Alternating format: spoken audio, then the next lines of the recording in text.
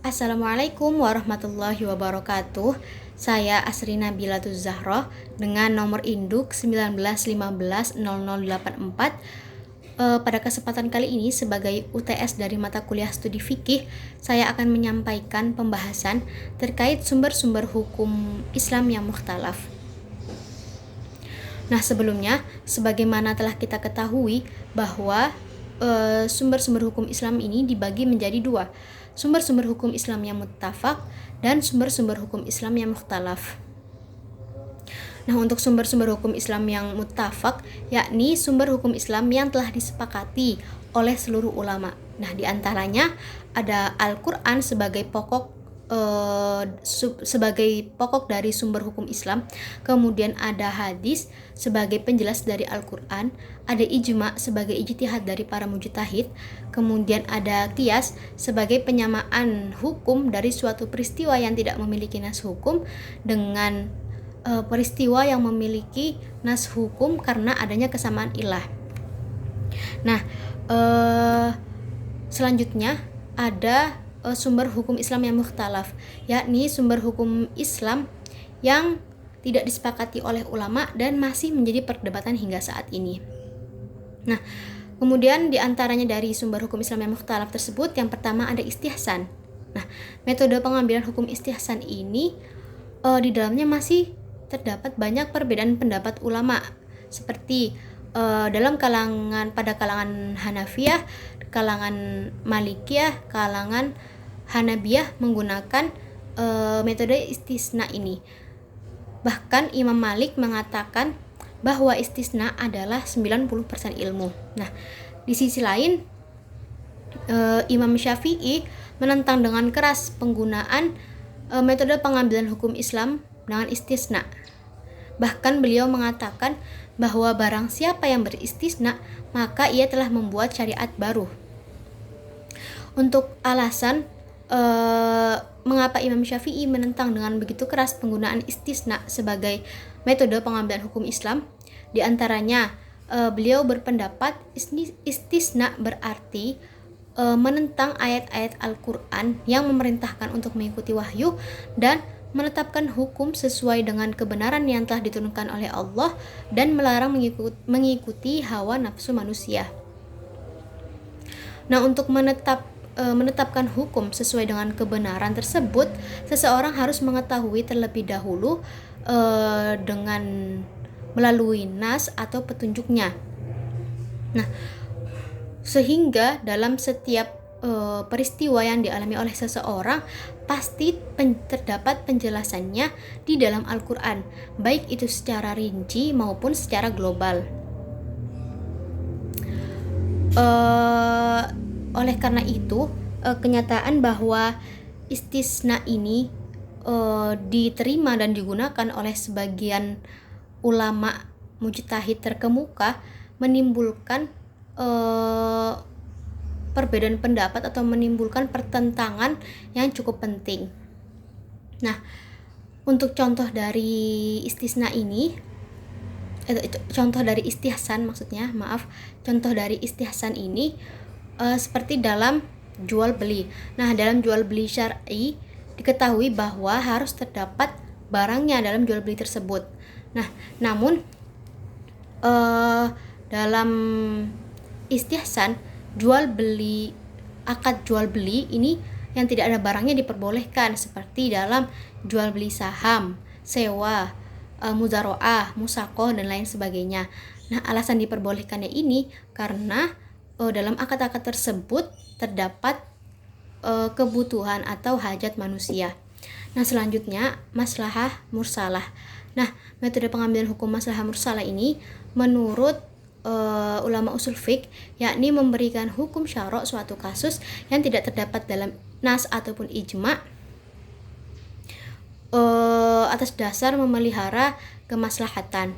Nah, menurut Al-Ghazali dalam kitabnya Al-Mustashfa, ia merumuskan malam yashhad lahu minasyar'i bil buslani wala bil i'tibari nasu muayyanu. Nah, maslahah yang tidak ada bukti baginya dari syara' dalam bentuk nas tertentu yang dibatalkan dan tidak ada yang memperhatikannya.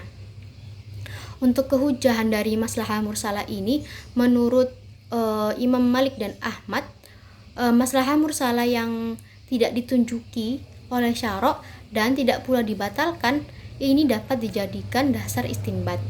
Nah, untuk contoh dari maslahah mursalah ini, seperti ketika ada seseorang yang kehausan, yang mana dalam lingkungannya tersebut tidak terdapat minuman sama sekali, hanya terdapat minuman keras contoh, maka ia diperbolehkan meminum minuman keras tersebut hanya sebagai syarat untuk menghilangkan dahaganya.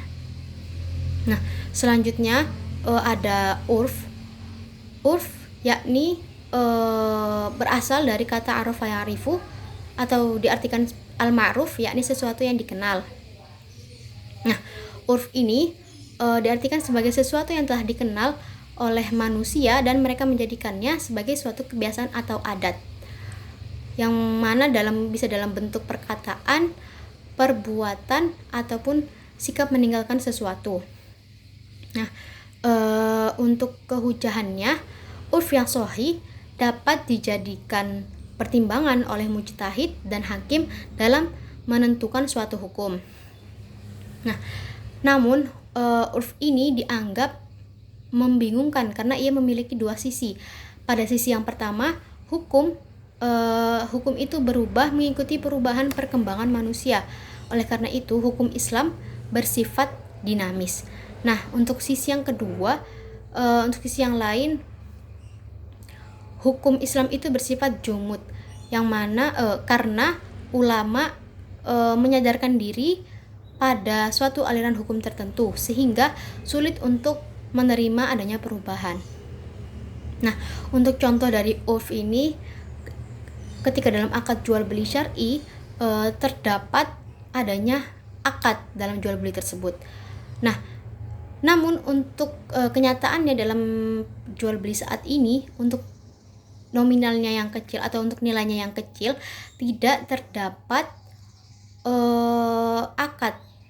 Nah, tidak terdapat akad dalam jual beli tersebut. Pembeli hanya menerima barangnya dan penjual menerima uang dari si pembeli tanpa adanya akad dari keduanya. Selanjutnya ada istishab, yakni membiarkan berlangsungnya suatu hukum yang telah ditetapkan di masa lampau dan masih digunakan ketentuannya sampai sekarang, kecuali terdapat dalil yang merubahnya atau membatalkannya. Nah, untuk istishab ini menurut Ibnu Qayyim, yakni tindakan melangsungkan suatu hukum yang telah ada, karena belum ada ketentuan yang membatalkan hukum tersebut. Nah, untuk istishab ini didasarkan pada al-aslu fil asya al-ibahah, pangkal dari sesuatu itu adalah boleh. Nah, untuk contoh dari istishab ini, seperti ketika ada seseorang yang berwudu untuk melangsungkan sholat di waktu subuh. Jadi ia berwudu di waktu subuh untuk melangsungkan sholat subuh. Kemudian ia menjaga wudunya hingga tiba waktu sholat duha. Nah, jika tidak ada tanda-tanda atau bukti dari batalnya wudu yang telah dilakukannya dari waktu subuh tersebut, maka itu hukumnya boleh. Nah, selanjutnya syar'u man qoblana, yaitu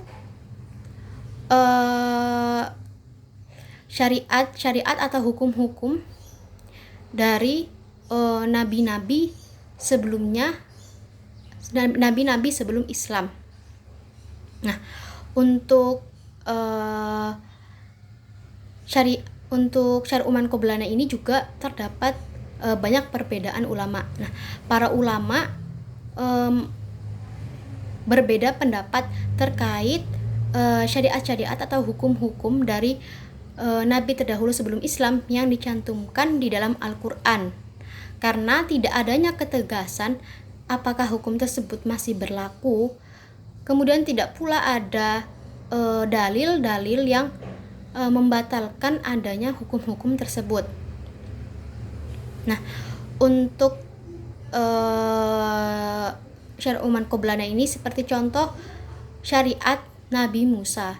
Nah, syariat Nabi Musa ini mensyariatkan bahwa ketika ada suatu bagian dari pakaian yang terkena najis, maka bagian yang terkena najis tersebut harus dihilangkan atau dipotong. Nah, selanjutnya ada terakhir ada qaul sahabi. Nah, qaul sahabi ini merupakan pendapat sahabat Rasulullah terkait sesuatu yang khusus, yang mana hukumnya itu tidak dibahas secara rinci baik di dalam Al-Quran maupun dalam sunnah Rasulullah. Nah, qaul sahabi ini juga dapat diartikan sebagai